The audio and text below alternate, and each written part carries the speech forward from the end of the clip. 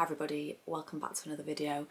As you can tell by the title, this week I'm going to be answering all of the questions that came in to do with pregnancy, motherhood, all that good stuff. So if this isn't your cup of tea, there will be my normal style of video and vlog next week.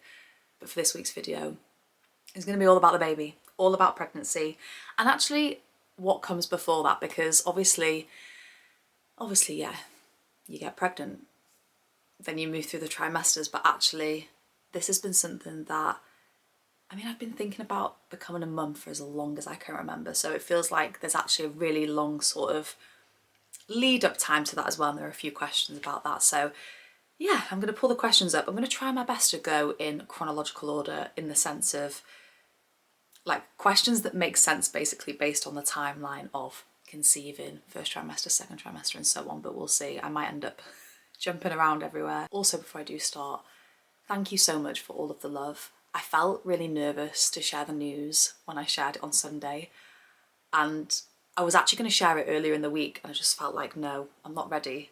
So I needed the Sunday to just like sit with it. But yeah, everyone's just been really lovely, so thank you for being kind of part of this joy with me and with us. So a question that cropped up quite a bit was basically along the lines of, let me see if I can find it for the wording. Here we go. How do you know when it feels right to start trying? I'm 29 and it's so hard to know when. That is honestly something that troubled me for years. I always knew that I wanted to be a mum. Me and Jay, for the most part, had always imagined having a baby, but then we were really just loving our life as a duo. We've been on amazing holidays. We've been together for 13 years, so we're very used to that dynamic and that setup. And I think that a real combination of things happened that made us change our mind in terms of when we felt ready. So first things is the house. We've been here for 3 years. We feel very settled here. We've got really lovely neighbours and people around us. And yeah, that just kind of feels like a big box that's been ticked. We feel very secure and settled. Another thing is that more people around us are having children. And that did just mean, like, we're social beings. You want to kind of naturally, instinctively, when the people around you are starting to have families, it does make you think about your own perception on it. And I do think that, if I'm completely honest, that did have an impact. Like, knowing that other people around me were also taking that step really made me think about my own values. And I think the same for Jay as well, of what we want. And also the fact that we were exposed to babies and what that lifestyle looks like. Because before that, we didn't really have that many children in our lives. Like, we've got nieces and nephews, but they live in New Zealand, literally the furthest point away possible. And we did actually go out there last year and meet them for the first time. And I think seeing them and getting to spend really good quality time with them also probably brought us a few years back, because we did really imagine that I'd kind of be maybe 33, 34. So I don't think that there's a right time. I do think that it is helpful if more things are set up, if I'm completely honest. Like, financially, I wouldn't have started trying for a baby 2 years ago when I'd just gone self-employed. Like, I feel much more stable with a lot of things like that now. So yeah, it's a bit of a hard one. And obviously you can be like, yeah, it's the right time, and then it could take you a while to conceive. There's just so many variables and factors. But I think, yeah, there's no real right time. I'm nearly at the halfway point and I'm still like, oh my God, I'm having a baby. I don't feel ready 100%, but I don't think you're ever going to feel 100% ready. I shared a short version of this answer on TikTok, and someone commented saying that they're on their 3rd pregnancy and it still hasn't hit them that they're having a baby. Like, they still don't feel ready. And yeah, I just think it's one of those things that maybe you just have to take the plunge. Okay, next question is around conception and like how we prepared to conceive. I think it was like the end of last year, beginning of this year, we decided that towards the middle of the year we'd like to start actively trying. And with that, I ordered folic acid. So I started taking folic acid daily. And then, to be honest, there wasn't really anything else that I did. I think I'm quite lucky in the sense that I don't drink caffeine. I don't drink alcohol. So there wasn't really any of these things where I was like, right, I really need to change my lifestyle and cut things out. Also, in terms of Jay, we basically just tried to eat more whole foods and less processed foods, if I'm completely honest. Like, that's something we tried to do anyway, but that was something I was a little bit more conscious of in my diet. I did actually start having acupuncture. So if you haven't read my Substack or seen what I shared in my stories, we did actually have a loss in May. So yeah, it was quite an early loss. Still very difficult, if I'm really honest. Like, it did take away from the experience of the first trimester, which I don't think I'm really going to go into. However, I really wanted to try acupuncture for relaxation and nothing really to kind of do with fertility. But the person that I'd booked in with, this was even before I found out I was pregnant and we'd miscarried, specialises in fertility. So after I had the miscarriage, I did actually go to her weekly. And first of all, this is kind of out of the scope of the question, but emotionally, that was really good. That was really useful, because the months are long when you are actively trying to conceive, and we are so lucky and grateful that that happened very quickly for us both times. But even that first month where it didn't, you know, you're looking at, you can get very invested in it basically, which I did. I'd already been quite in tune with my cycle, but yeah, it was a lot. But having her support was really useful. And then obviously, I mean, there's a lot of research that shows that acupuncture is actually really beneficial for conceiving. And I also just think that act of being able to lie there and you can't move and you're fully relaxed, and it's a real peaceful experience, for me at least, was, yeah, just a really helpful part of that process. Okay, let's get into some questions about the actual pregnancy and like the first trimester and stuff. So there was a few actually about navigating anxiety after a miscarriage, and I think just anxiety in general that you can get at the beginning of pregnancy. I really did feel that actually both times, if I'm honest. In the first trimester for this pregnancy, something that really helped me as the weeks went on was looking at the statistics for how common it is to miscarry. I've realised during this process that I'm a real science and stats lover. Like, I want to go with what's evidence-based and what's shown to work. And just seeing as the weeks went on those numbers drop really helped me rationalise and realise, okay, just because I've had that experience, it doesn't mean that this is going to end in that way. Also just trying to surrender to how I was feeling in that moment and not be too critical. That was probably the most difficult part. I felt myself being quite hard on myself, that I just wasn't really excited like I was the first time, and that I was experiencing this anxiety. So yeah, just practicing a lot of self-compassion and needing to do whatever it is to get you through. Like, for me, I had this vision of me being pregnant and, you know, eating all the best foods and really looking after myself. I was horizontal on the sofa, eating toast, cereal. Like, I couldn't face anything that wasn't beige, pretty much. And I think women in general, we can be really hard on ourselves, but especially during this time where so much focus is put on the woman to make sure they're getting enough rest, doing this, doing that. And I just think maybe take the foot off the gas, take a step back, take a deep breath, and yeah, just not be so hard on yourself. I mean, it's hard because we're, you know, a lot of these things are ingrained, but yeah, that's how I kind of felt about the experience. And as the weeks went on, and we did get an early scan just to sort of see the heartbeat and check a couple of bits, and that was really lovely actually and really reassuring. But it wasn't until after the 12-week scan where I felt more settled, and I think just knowing that that's okay, yeah, and that was just our experience, and I think that the experience of a lot of people. I think also speaking about how you're feeling, you know, speak about it to your partner, family, close friends, people that you trust and can be open and very vulnerable with, because a problem shared is a problem hard, and I think sometimes you just need to get those thoughts out there to just have things settle a little bit. Next question, what were your first symptoms? My first symptom was being really out of breath. And I actually realised this. I was on holiday with my friends. Well, one of my friends lives abroad, so I went to visit her. And on my flight, I basically had to run to the gate. And I've never been so out of breath in all my life. And this was, I was a week off finding out, like being able to actually do a test. So I was really early on in the process, like literally just conceived. And yeah, I was like, that's weird that I'm so out of breath.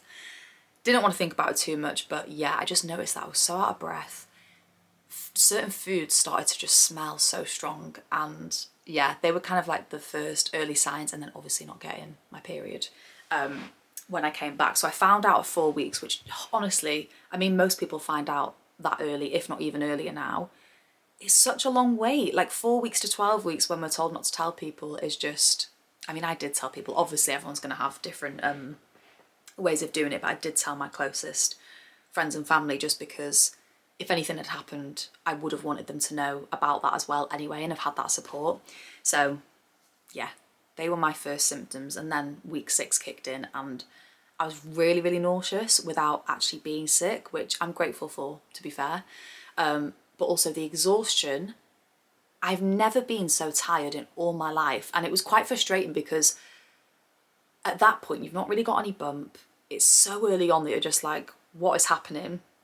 But yeah, I felt so tired. It was almost like I couldn't rationalise it, and my mind kept going, yeah, but you're not doing anything. And then I had to remind myself, I'm growing a human. So yeah, that they were my first symptoms. Someone's asked, how much do you plan on sharing about pregnancy and the baby? Before announcing it, I actually felt really closed off. Like the thought of even doing a Q&A like this and just being really open, I was just like, no, I don't think that I'm going to do that, which is why I waited so long to actually even share that I was pregnant. Something was telling me to just keep it really close to my chest. Now I am speaking more about it, and I've had like amazing conversations with so many of you in like DMs or comments. It's just making me want to be more open. So I think with the pregnancy process, I'll probably share quite a lot, especially in like vlogs. You're just going to know things because I talk about my life and things that are going on. In terms of the baby, I'm like 99.9% sure that their face will never be online. That is just a decision that, I mean, me and Jave spoke about this for years. There are so many different factors for me that come into that. Without going into loads of detail, it's just not right for me and for us.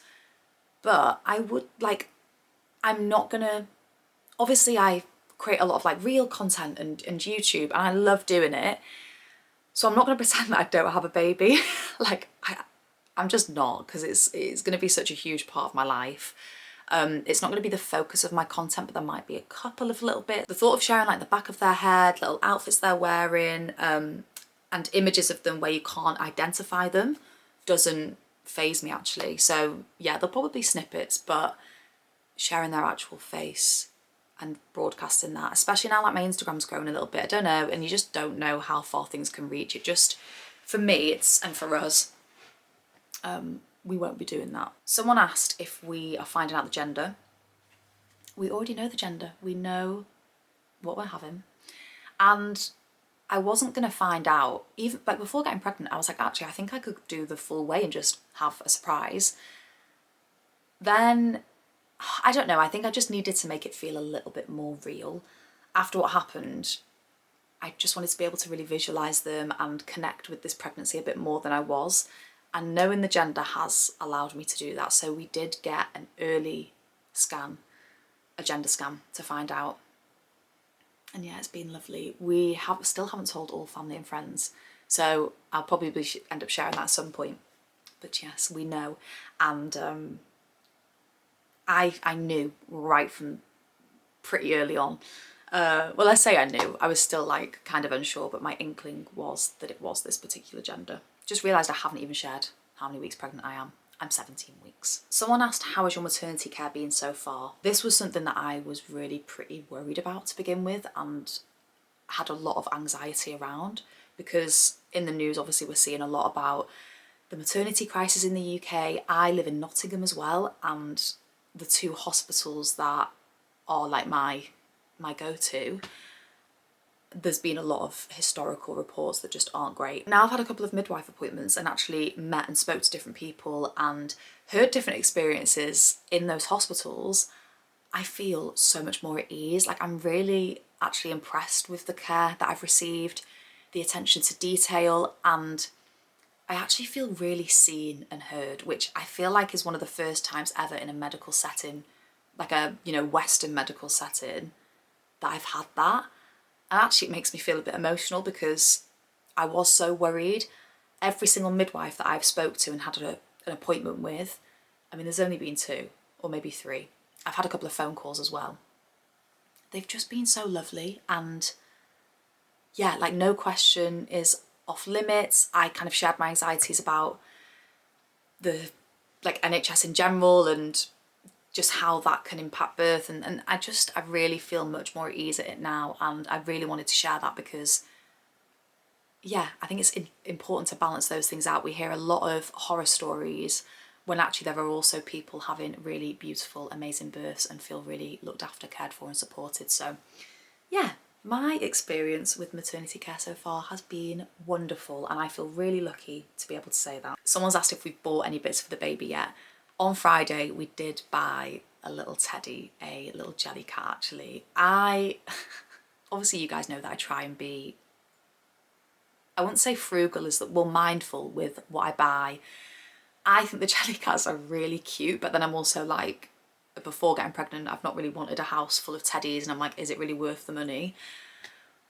Obviously I have a bit more of an excuse to buy really cuddly, gorgeous little toys, and there's this one particular jelly cat, the little octopus, that me and Jay have always just looked at and think is the cutest thing ever. So yeah, we went and bought that, which was just a really cute experience actually. And we've had 2 things kindly given to us by someone that Jay works with. They've just had a baby, well, they're nearly 1 now. So we have a Moses basket already and a little baby bath, which is really, really cute. I'm definitely going to be doing a mix of buying things new and having things secondhand. I'm really keen on that. Like, I'm not precious about the baby having to have everything new at all. There are certain things that I would like to have new and just feel more comfortable with getting new, but then other stuff I just think, like, babies don't really use things that often. You can wash things, so yeah, a little mix of both. I feel like I lost a couple of questions, so I'm sorry if I haven't answered yours. I'm going to end on 2. Someone's asked what's your favourite part so far, and then another person asked what's your favourite, like, most exciting thing about becoming a mum. So favourite part of this journey so far has definitely been the scans. I think I'm starting to feel some small movements, which, yeah, I think that is probably going to be my favourite part, because already I'm like, this is so exciting. Just like, yeah, feeling that sense of connection is really nice. But definitely the scans, because that is like the window into the womb. I can see them, I can see their heartbeat, and I can see them wiggling around. So yeah, that's been really lovely. And just like telling family and friends, yeah, a very lovely time. And then in terms of becoming a mum and when they're here, I don't really know if there's one particular thing that I'm looking forward to. Probably just honestly doing the simple things with them that I enjoy doing now, like being able to be out in the garden with them, going to the park with them. Like last night we went for pizza and there was this little boy there, and we were saying, like, it's just really cute that, you know, he's out with his parents, having dinner together, enjoying, like, me and Jay love pizza, so little things like being able to introduce them to all of the things that we love and just see this little human, this new person kind of flourish. So yeah, I'm not 100% sure, but I'm excited and looking forward to it, obviously. I feel like this video is probably going to be quite long, so I will wrap it up here. Thank you if you sent a question, just thank you for all of your love. Yeah, it's a really lovely time. I'm feeling very lucky. And yeah, if there is any other questions, leave them in the comments and I'll reply back. If you're watching this on Sunday, hope you have a gorgeous rest of your day and any other week, to be fair. And yeah, I will see you in next week's vlog.